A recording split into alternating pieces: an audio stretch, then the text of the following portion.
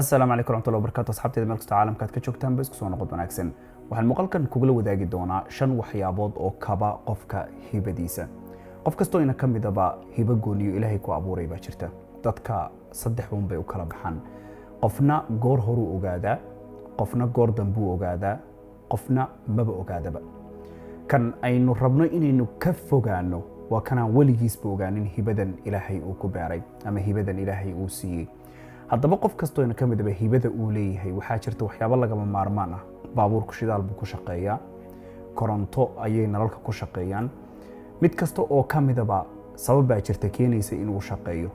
qofku marka hibada uu leeyahay marka uu rabo inuu gaaro waxyaabo waxa jira in wadada uu ku sii maro uusan ka maarmaynin midda koobaad ee hibada Ilaahay ku siiyay kabaysid u baahantahay lagama maarmaanka waxay tahay inaad ogaatid sida adigu naftaada aad uga fakartid qof bini aadam uu kaaga fakaraa ma jiro marka aan sidan leeyahay kama wado danahaaga inuu qof kaaga fakaro kaaga shaqeeyo iyo wixii la halmaala laakiin waxa jirta marar fara badan nolosheena inaynu doonayno waxaynu qabanno laakiin wixii waxay naga hortaagan bini aadamka kale dadka kale cabsida inagu beereen iscaabsi inagu beeran ogowna qofka bini aadamkaahi inuu iscaabsado waxun maaha laakiin iscaabsigu marbu aad u xun yahay marka iscaabsigu ceeb noqonaya waa marka adigu hadafyada ama noloshaada wanaageeda waxa uu ku jiro sameeyntoodu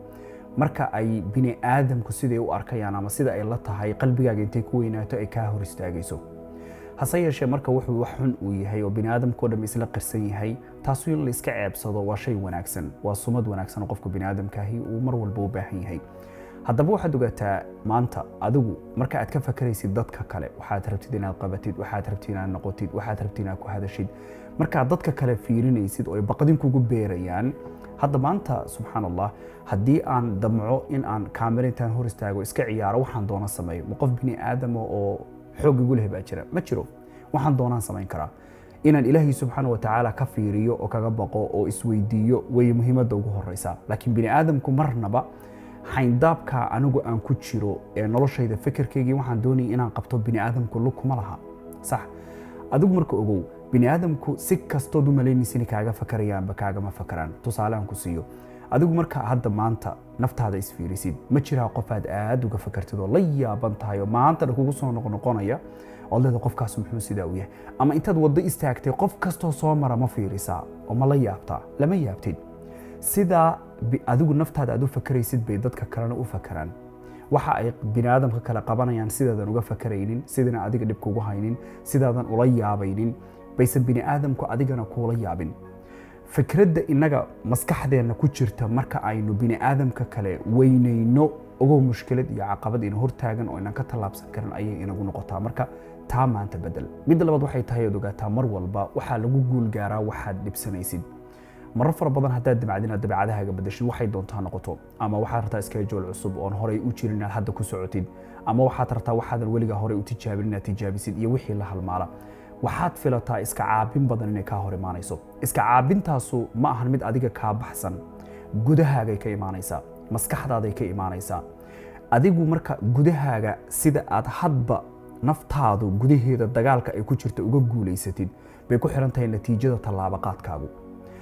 haddii aad rabtid inaad talaabo qaadid oo horay u socotid waa laga maarmaan inay maskaxdaada ku jirto 100% iska caabin ba ka hor imaanaysa naftaadu difaac fara badan bay galaysaa maskaxdaadu way diidaysaa jirkaagu waa daalaya adigoo dhan waxaad dareemaysaa in caqabado socdo fara badan ay ku hor yaalaan laakiin caqabadahaas oo dhan waa daciif ma cusla ma adka waayo waa naftaada gudaheeda cadowgu markuu banaanka ka joogo iyo markuu adiga kugu jiro ayuu mar walba daran yahay kan adiga kugu jira cadowga dadka in badan waxay yiraahdaan cadow baa leeyahay ama cadowgaygu waa qofka laakiin ogow cadow ka daran ma jiro oo qofka bini aadamkaahi uu leeyahay oo aan ka ahayn kan isaga gudihiisa ku jira cadowgaasu haddii aad ka adkaan weydid ogow wuu ku jabinayaa nolosha in badanna dadka mushkiladda haysata maanta waa taa nafta gudaha maskaxda ayuu qofkii ka dilan yahay ka baaba'san yahay adigii baa gudaha iska bahdilay tana waxay keentaa in qofku uu horay u socod marna lahaan waayo nolosha dabeecadahaaga xunxun waa inaad ka guuleysatid waxyaabaha aad rabtid inaad bedeshid oo dhan dhammaantood qor horta jadwal ku socodsii waqti aad u qorshaysana waa inay lahaadaan markaasaadna horay u socodkaaga iyo tallaabadaada aad arkaysaa in ay mir dhalayso laakiin inta naftaada aadan ka guulaysanaynin oo maalin walba naftaadu ay tahay waxa ku gumaysanaya oo gudaha aad ka dilan tahay oo gudihiiba dagaalka ka socda iyo hardanka ka socda aadan ka soo dhex bixi karaynin ogow weli hawli kowku ma joogto midda saddexaad waxay tahay oo ogaataa cidina ma kala jecla dadaalkaaga iyo cudurdaaradaada laakiin dadku waxa ay kala jecel yihiin waa natiijada aad gaartay noloshaadu waxa ay noqotay marka aad nolosha la dagaalamaysid ood la hardamaysid oo mugdiyada duruufaha aad dhex guuraynaysid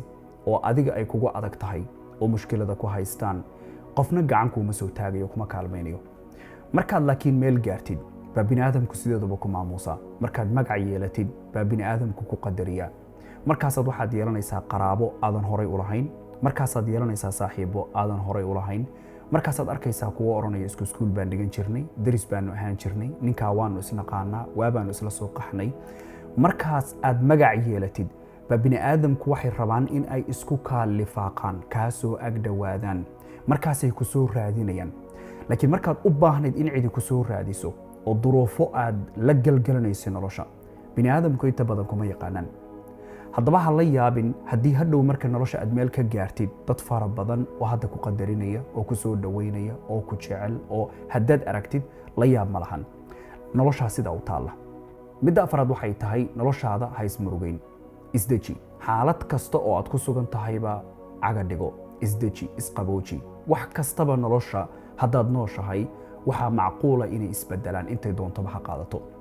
midda kale jirtaa waxay tahay berri ma xasuusan doontid maalmihii murugada badnaa ee ku soo maray farxaddu xataa waa sidaas oo kale farxaddu yaysan ku qaadin berri markaad gaartid ma xasuusan doontid maalmihii farxadda badnaa mushkilad yar oo ku qabsatay baa taasoo dhan ku iloobi doontaa haddaba waxaadan berri xusuusan doonin maanta yaysan noqonin wax gudaha kaa cuna daxal qalbigaaga dila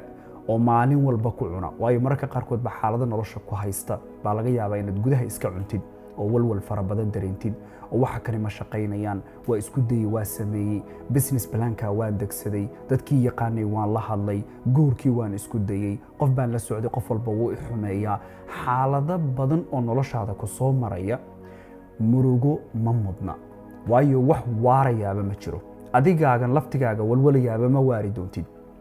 haddaba isdeji rasuulku sallallahu alayhi wasallam wuxuu yiri waxa cajiib ah oo macnaha wax lala yaabo ah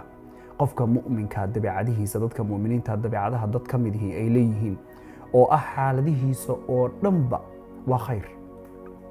iska khayrayso iyadoo shar badan ku muuqato haddana waxaad tiraahdaa khayr bay isu rogi doontaa sida anigu aan moodayo ama sida ay tahay waanan doonin video aan ku dheeraado ma ahane quraanka waxaad ku arkaysaa meelo fara badan oo marka sida arinta loo fiiriyo argagax ay leedahay laakiin haddana mar dambe ay guul ku dambayso marka intaad nooshahay wax walbaaba waa macquul nolosha in isbedelaan waxba ha iswalwalgelin midda shanaad ee muuqaalkan kugu gunaanadaya waxay tahay guul iyo guul darro meel aad degtid yaysan noqon xaalado badan waxaa dhacda noloshaada inaad guulaysatid halkaana buugga noloshaada aad ku laabtid iska dul fadhidid haddana ilaa marka dambe mushkilad kaloo halkaa kaa kiciso sabab kuugu noqotay inaad horay u dhaqaaqday ka timaadana aadan dhaqaaqin guul kasta oo aad gaartidba waa qayb ka mida noloshaada oo aad ka guul gaartay welina nolosha inta aad nooshahay guuli kuuma dhowa horay u soco haddii guul darra ay kugu dhacdana halkaa naftaadu yaysan ku qalbi jabin oo hays oranin nolosha waxba kama guul gaari doontida hays dhibin